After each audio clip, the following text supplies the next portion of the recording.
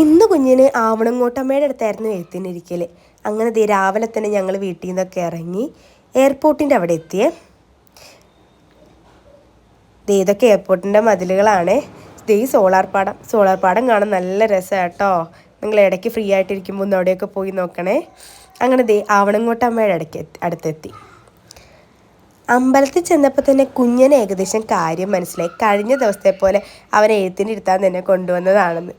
പിന്നെ ഞാൻ പൈസയൊക്കെ കൊടുത്ത് അവൻ ഭണ്ഡാരത്തിലൊക്കെ ഇട്ട് അത് കഴിഞ്ഞ് ഞങ്ങൾ ഭദ്രകാളി അമ്മയുടെ അടുത്ത് പോയി.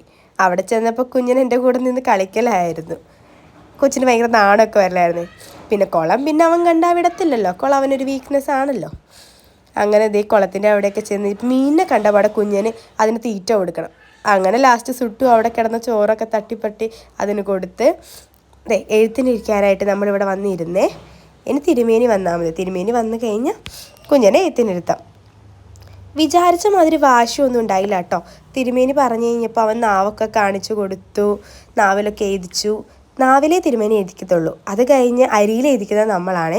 നാവിൽ തിരുമേനി എഴുതിച്ച് കഴിഞ്ഞ് അരി എൻ്റെ കയ്യിൽ തന്നു. ഞാൻ അരിയിലൊക്കെ അവനെ എഴുതിച്ച് അങ്ങനെ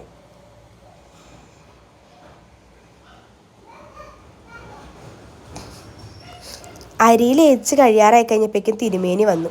കയ്യിൽ ചിരടൊക്കെ കെട്ടിക്കൊടുത്തു, കുഞ്ഞിനെ അനുഗ്രഹിച്ചു. അത് കഴിഞ്ഞ് കുഞ്ഞിൻ്റെ കയ്യിൽ ആ പൂജയ്ക്ക് ഉപയോഗിച്ച സാധനങ്ങളൊക്കെ കൊടുത്തു. ആ കവറ് വണ്ടി കയറുന്നവരെ അവൻ താഴെ വെച്ചിട്ടില്ല, ഒരു മനുഷ്യൻ്റെ കൊടുത്തിട്ടുമില്ല. അങ്ങനെ ഞങ്ങൾ അമ്പലത്തിൽ നിന്നൊക്കെ ഇറങ്ങിക്കഴിഞ്ഞ് കഴിഞ്ഞപ്പോൾ ട്രെയിൻ കണ്ടു. അതിൻ്റെ പിന്നാലെ അവിടെ ഖത്തർ എയർലൈൻസ് കിടക്കുന്നുണ്ടായിരുന്നു എയർപോർട്ടിൻ്റെ അവിടെ. അത് കഴിഞ്ഞ് എയർ ഇന്ത്യ എക്സ്പ്രസ് വരുന്നത് നല്ല രസമായിരുന്നു. ഞങ്ങളുടെ തലയുടെ പുറത്തു കൂടെ പോയി ഇറങ്ങുന്നത്